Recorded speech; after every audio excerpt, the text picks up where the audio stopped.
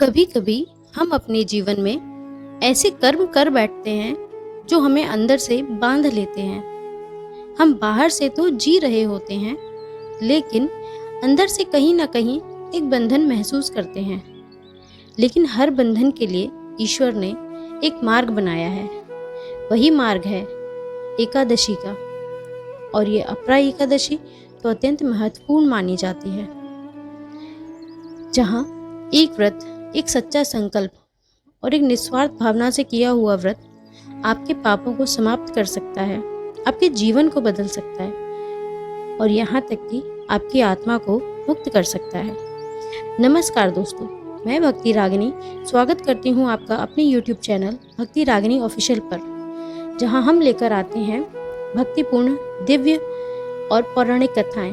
और आज मैं लेकर आई हूँ ऐसी ही एक दिव्य अपरा एकादशी की कथा।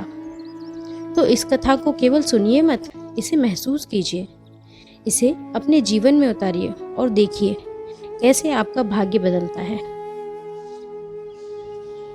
प्राचीन समय की बात है।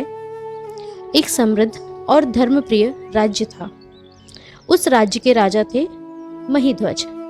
वे केवल एक शासक नहीं थे, वे धर्म के प्रतीक और सत्य के रक्षक थे और करुणा के अथाह सागर थे। उनकी प्रजा उन्हें केवल राजा नहीं मानती थी, बल्कि एक मार्गदर्शक के रूप में देखती थी। लेकिन उनके अपने परिवार में एक ऐसा व्यक्ति था जिसके हृदय में प्रेम नहीं बल्कि ईर्ष्या का विष भरा हुआ था, और वह था उनका छोटा भाई वज्रध्वज। वज्रध्वज का मन अपने बड़े भाई की सफलता को देखकर जलता था। वह हर दिन उनकी कीर्ति, उनके यश को देखकर और अधिक क्रोधित होता जाता, और एक दिन उसके भीतर की यह आग एक भयानक निर्णय में बदल जाती है। एक अंधेरी रात थी। आकाश में चंद्रमा भी बादलों के पीछे छिप गया था।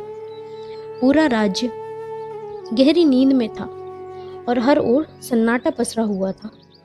और उसी सन्नाटे में वज्रध्वज ने एक ऐसा पाप किया जिसने इतिहास को हिला दिया। उसने अपने ही बड़े भाई महिध्वज का धोखे से वध कर दिया, उसकी हत्या कर दी, बिना किसी चेतावनी के, बिना किसी दया के। और अपने अपराध को छिपाने के लिए उनके शरीर को जंगल में ले जाकर एक पुराने पीपल के पेड़ के नीचे दबा दिया। उस रात केवल एक राजा का अंत नहीं हुआ, उस रात अंत हुआ विश्वास का, अपमान हुआ धर्म का, और एक आत्मा जिसने अपने राज्य की प्रजा के लिए कई सपने देखे थे अधूरी रह गई।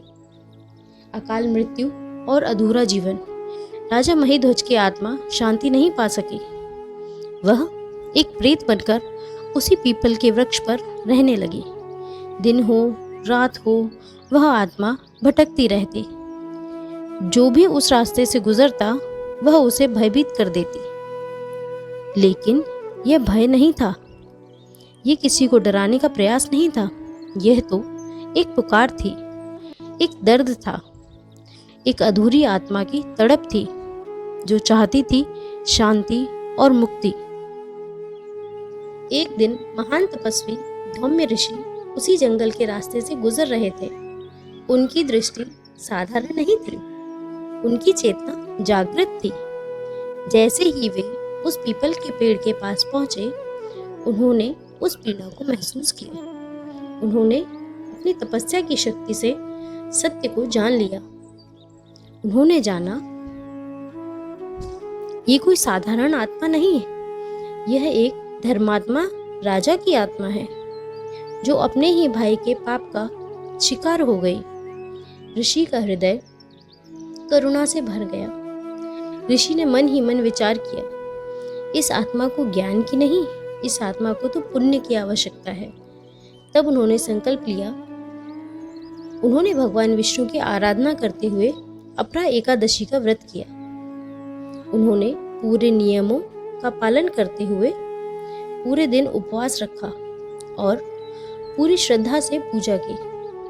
और सबसे महत्वपूर्ण बात, उन्होंने यह व्रत अपने लिए नहीं बल्कि उस पीड़ित आत्मा के लिए किया। जब व्रत पूर्ण हुआ तो ऋषि ने उसका समस्त पुण्य राजा महिध्वज को अर्पित कर दिया। उसी क्षण अंधकार टूट गया, बंधन समाप्त हो गए। एक दिव्य प्रकाश प्रकट हुआ और उस प्रकाश में राजा महिध्वज को एक दिव्य देह प्राप्त हुई। उनके चेहरे पर शांति थी, उनकी आत्मा में संतोष था। और इस प्रकार इस अपरा एकादशी व्रत के प्रताप से एक ऋषि ने राजा की आत्मा को मुक्ति दिलाई। तो चलिए अब हम जानते हैं कि वर्ष 2026 में आने वाली अपरा एकादशी के मुहूर्त, महत्व और विधि के बारे में। अपरा एकादशी ज्येष्ठ मास के कृष्ण पक्ष की एकादशी तिथि को आती है। व्रत का प्रारंभ एकादशी के सूर्योदय के साथ होता है और व्रत का पारण द्वादशी तिथि के सूर्योदय के बाद निर्धारित समय में किया जाता है। सबसे शुभ समय ब्रह्म मुहूर्त माना जाता है, जब मन शांत होता है और वातावरण पवित्र। शास्त्रों में कहा गया है, यह व्रत हजारों यज्ञों के बराबर फल देता है। यह व्रत गंभीर से गंभीर पापों को नष्ट कर सकता है और प्रेत योनि जैसे बंधनों को भी तोड़ सकता है। मनुष्य को मोक्ष के मार्ग पर आगे बढ़ाता है। अगर आप इस व्रत को पूर्ण फलदायी बनाना चाहते हैं तो इन उपायों को अवश्य करें। इस व्रत को पूर्ण विधि विधान से करें। सुबह स्नान करके भगवान विष्णु का ध्यान करें, उन्हें तुलसी अर्पित करें। ओम नमो भगवते वासुदेवाय, ओम नमो भगवते वासुदेवाय। इस मंत्र का कम से कम 108 बार जप करें।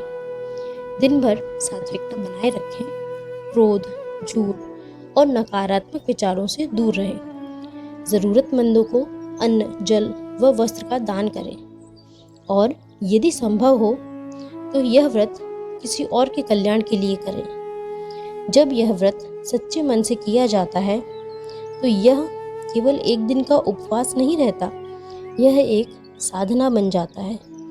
यह आपके मन को शुद्ध करता है, आपके कर्मों को संतुलित करता है और आपके जीवन में सकारात्मक ऊर्जा को आकर्षित करता है। धीरे धीरे आपका मन शांत होने लगता है और आपका जीवन एक नई दिशा की ओर बढ़ने लगता है। अपरा एकादशी सिर्फ एक व्रत नहीं, बल्कि आत्मा को अंधकार से प्रकाश की ओर ले जाने वाला दिव्य मार्ग है।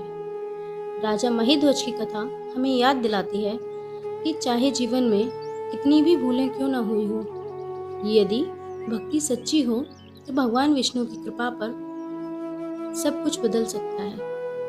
कभी कभी सिर्फ एक सच्चा संकल्प पूरे जीवन की दिशा बदल देता है।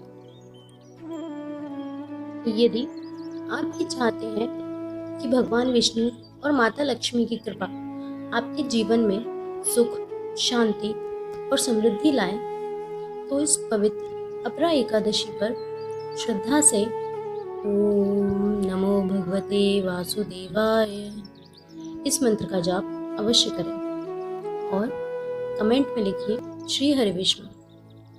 इस दिव्य कथा को अधिक से अधिक लोगों तक पहुंचाइए, क्योंकि हो सकता है आपका एक शेयर किसी के जीवन में भक्ति का प्रकाश जगा सके।